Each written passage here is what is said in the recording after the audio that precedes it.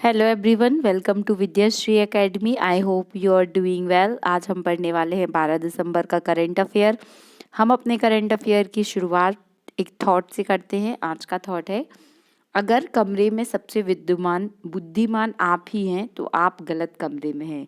ये Richard Feynman का कथन है। इसका मतलब यह है, फॉर एग्जाम्पल आप ऐसी क्लास में पढ़ते हैं कि आप सोचते हैं कि सबसे ज़्यादा इंटेलिजेंट आप ही हैं। इसका मतलब ये है कि एक आपका पॉजिटिव कॉम्पिटिटर होना ज़रूरी है, और अगर आप अपने आप को इतना सुप्रीम मान लेंगे तो फिर आप आगे कुछ सीख नहीं पाएंगे। तो हमें हमेशा ये सोचना चाहिए कि हमें हमेशा लर्निंग अप्रोच रखना है।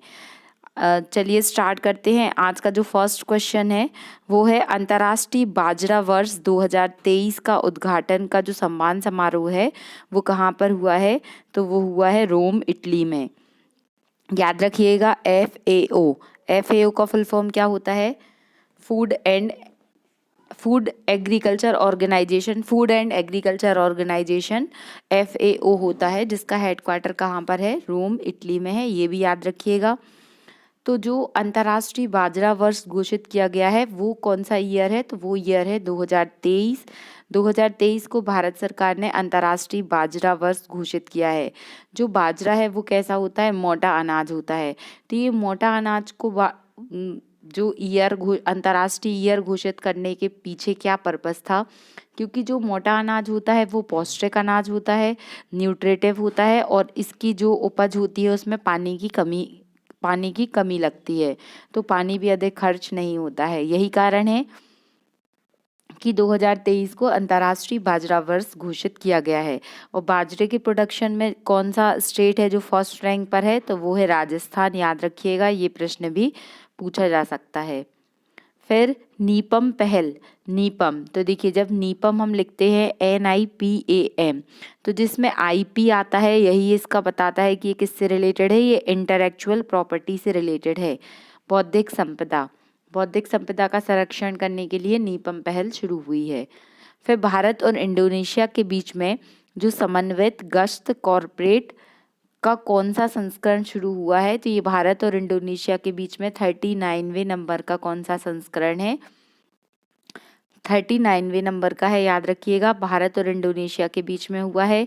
समुद्र शक्ति एक्सरसाइज जो है वो भारत और इंडोनेशिया के बीच में होती है, और जो गरुड़ शक्ति एक्सरसाइज है ये भी भारत और इंडोनेशिया के बीच में होती है।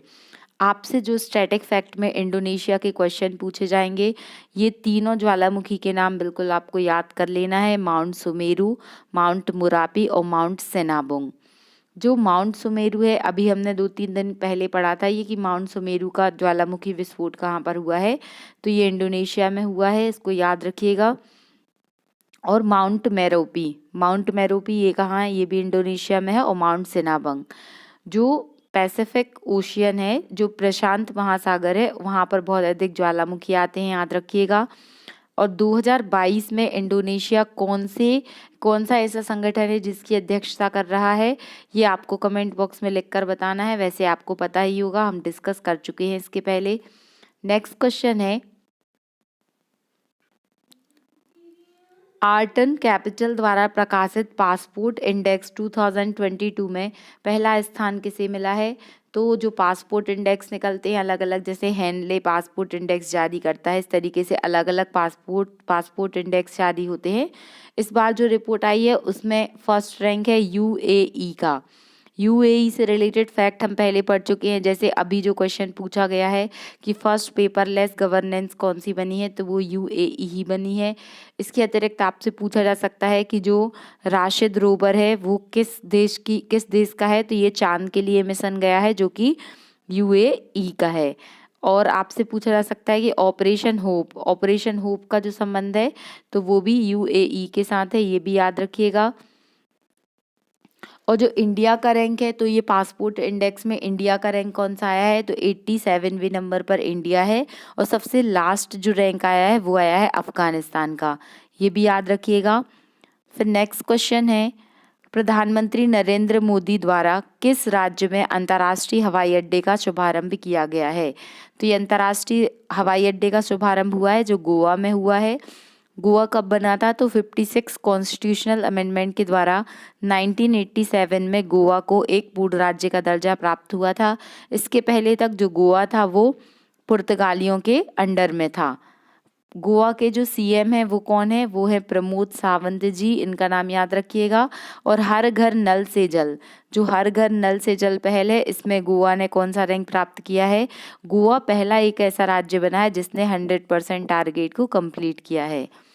और क्या क्वेश्चन गोवा से रिलेटेड आपसे पूछा जा सकता है कि गोवा फर्स्ट ऐसा स्टेट बना है जो रेबीज फ्री है, ये भी याद रखिएगा। हाइड्रोफोबिया जो कि कुत्तों के काटने से होता है, जिसमें पानी से डर लगता है, तो रेबीज फ्री होने वाला पहला राज्य भी गोवा है। इतने फैक्ट आपको गोवा से रिलेटेड पता होना चाहिए। फिर national institute of one health, ये कहाँ पर लॉन्च हुआ है? तो ये नागपुर में लॉन्च हुआ है, महाराष्ट्र में। महाराष्ट्र के सीएम कौन है? एकनाथ शिंदे, उनका नाम भी याद रखिएगा। फिर नेक्स्ट क्वेश्चन और इम्पोर्टेंट क्वेश्चन है कि अंतर्राष्ट्रीय क्रिकेट में सबसे तेज दोहरा शतक लगाने वाले खिलाड़ी कौन से बन गए हैं? तो ये बने हैं ईशान किशन, इनका नाम याद रखिएगा। एक क्रिकेटर हैं ईशान किशन, जिन्होंने अंतर्राष्ट्रीय क्रिकेट में सबसे तेज दोहरा शतक लगाया है। इन्होंने 200 रन कितनी बॉल में बनाए हैं? तो 200 रन बनाए हैं इन्होंने 126 बॉल में। इस तरीके के क्वेश्चन भी जो वनडे एग्जाम होते हैं उनमें पूछे जा सकते हैं, तो याद रखिएगा। इन्होंने किसका रिकॉर्ड तोड़ा है? तो इसके पहले क्रिस गेल का रिकॉर्ड था, वो इन्होंने तोड़ दिया है। कौन कौन से ऐसे भारतीय क्रिकेटर हुए हैं जिन्होंने दोहरे शतक लगाए हैं? तो फर्स्ट तो सचिन तेंदुलकर जी है, सेकंड नंबर पे वीरेंद्र सहवाग, थर्ड नंबर पे रोहित शर्मा।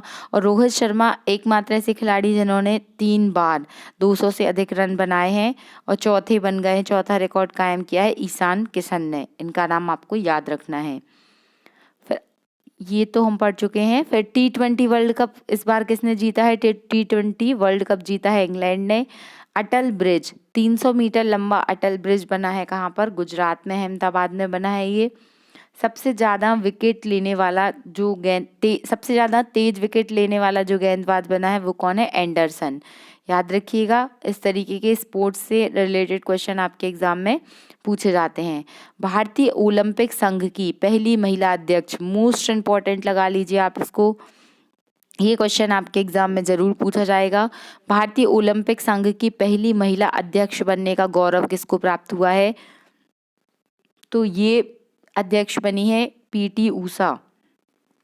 पीटी ऊषा, जिन्हें पयोली एक्सप्रेस भी कहा जाता है, उड़न परी भी कहा जाता है और गोल्डन गर्ल भी कहा जाता है। पीटी ऊषा एक बहुत ही महान खिलाड़ी है, एक महान एथलीट। तो 95 साल के इतिहास में ये बहुत गर्व की बात है और बहुत दुख की बात भी है कि इतने सालों तक कोई भी जो इंडियन ओलंपिक संघ था, तो कोई भी मतलब जो एक स्पोर्ट्स प्लेयर था वो इसका हेड नहीं बना था। इसके पहले केवल एक ऐसे अध्यक्ष थे जिन्होंने कोई एक मैच खेला हुआ था। तो अब चूंकि ऐसे पद हैं जो स्पोर्ट्स से रिलेटेड हैं, तो वो अगर किसी खिलाड़ी को मिलते हैं तो वो एक खेल भावना को भी बताता है और उस पद का निर्वहन अच्छे से होता है। तो पीटी ऊषा जी का नाम याद रखिएगा। 95 ईयर की हिस्ट्री है स्पोर्ट्स की, भारतीय ओलंपिक संघ की, कि अब किसी महिला को ऐसा गौरव प्राप्त हुआ है कि वो भारतीय ओलंपिक संघ की अध्यक्ष बन सके। फिर पीटी ऊषा जी से रिलेटेड कुछ फैक्ट पूछे जा सकते हैं, जैसे कि 1980 में जो मॉस्को में ओलंपिक गेम्स हुए थे उसमें क्या किया था इन्होंने? फर्स्ट टाइम पार्टिसिपेट किया था। और 1984 में जो लॉस एंजलिस में ओलंपिक गेम्स हुए थे उसमें इनका रैंक आया था 4th नंबर का। कुछ सेकंड से ये 3rd रैंक से पीछे रह गई थी। तो ये हमें बताता है कि हमारी लाइफ में कुछ सेकंड का भी, एक नंबर का भी, एक पॉइंट में भी नंबर कम होते हैं तो आपका रैंक कम हो सकता है या आप पास या फेल हो सकते हैं। इसलिए हमें वैल्यू समझनी चाहिए टाइम की, नंबर की और अपनी पढ़ाई की। चलिए, तो ये तो आपको याद हो गया होगा। फिर गुजरात में ऐतिहासिक जीत, ये क्वेश्चन भी बहुत इंपॉर्टेंट है। अभी गुजरात में, हिमाचल प्रदेश में इलेक्शन हुए हैं, उनके रिजल्ट्स आए हैं। तो गुजरात में ऐतिहासिक जीत हासिल करने के बाद किसी गुजरात का मुख्यमंत्री बनाया गया है, तो इनका नाम है भूपेंद्र पटेल। आप जानते होंगे कि गुजरात में कितनी सीट है विधानसभा की, 182। अब ये हमें कैसे याद रहेगा, तो आपको याद होगा कि गुजरात के केवड़िया में जो सरदार पटेल जी की मूर्ति बनी है उसकी हाइट कितनी है, उसकी हाइट है 182 मीटर। 182 ही क्यों रखी गई थी, क्योंकि गुजरात में जो विधानसभा की सीट है वो भी 182 हैं। इसीलिए आपको पता होना चाहिए कि अभी कौन बन गए हैं, फिर से बन गए हैं ये भूपेंद्र पटेल जी, जो बीजेपी से हैं। तो 182 सीटों में से जो बीजेपी है उसको 156 सीटों से इन्होंने जीत हासिल की है, जो काफ़ी अच्छा नंबर है। तो 12 दिसंबर को ये गुजरात के मुख्यमंत्री के रूप में शपथ लेंगे, याद रखिएगा। और 1995 से लेकर 2022 तक क्या है, गुजरात में बीजेपी गवर्नमेंट रही है। तो ये फैक्ट भी याद रखना है आपको। इसके बाद हिमाचल प्रदेश में भी इलेक्शन हुए हैं। तो हिमाचल प्रदेश में जो नवनिर्वाचित मुख्यमंत्री बने हैं वो कौन है, सुखविंदर सिंह सुक्खू। इनका नाम याद रखिएगा कि हिमाचल प्रदेश में कांग्रेस का सुख आया है, तो याद रखिएगा कि सुखविंदर सिंह सुक्खू वहाँ के कौन है, जो न्यू सीएम है। वहाँ पर विधानसभा की सीटें हैं 68। तो 68 में से बीजेपी को मिली है 43 और जो कांग्रेस को मिली है वो मिली है 43.90। तो आप देख सकते हैं कि किस तरीके से इतने कम मार्जिन से कांग्रेस जीती है, कहाँ पर, हिमाचल प्रदेश में। तो याद रखिएगा। फिर जो आज का क्वेश्चन है, आज का क्वेश्चन है कि विश्व मृदा दिवस कब मनाया जाता है और 2022 के लिए विश्व मृदा दिवस की थीम क्या है। याद रखिएगा, ये बहुत ही महत्वपूर्ण क्वेश्चन है। यदि आपको नहीं पता है तो आप गूगल से सर्च करके भी इसका आंसर बता सकते हैं, लेकिन आपको इसका आंसर ज़रूर देना है। तो ये आज के कुछ महत्वपूर्ण क्वेश्चन थे। इसके पहले मैंने, आप प्लेलिस्ट में जाकर देखिए, सभी प्रतियोगी एग्ज़ाम के लिए बहुत सारे क्वेश्चंस बनाए हुए हैं जो बहुत ही इम्पोर्टेंट है, जो लगातार पूछे गए हैं। आप प्लीज़ उसको देख लीजिएगा, वो बहुत ही महत्वपूर्ण है, जिसमें एमपी जीके, करेंट अफेयर और अलग अलग सब्जेक्ट से जो स्टैटिक पार्ट पूछा जाता है वो सीरीज़ है। तो आप उसे ज़रूर देखिएगा। और अगर आपको अच्छा लग रहा है, आपको लग रहा है कि इसमें कुछ आपके काम की चीज़ें हैं, तो आप अधिक से अधिक लोगों तक शेयर करें। Thank you so much. खुश रहिए, पढ़ते रहिए। जय हिंद, जय भारत।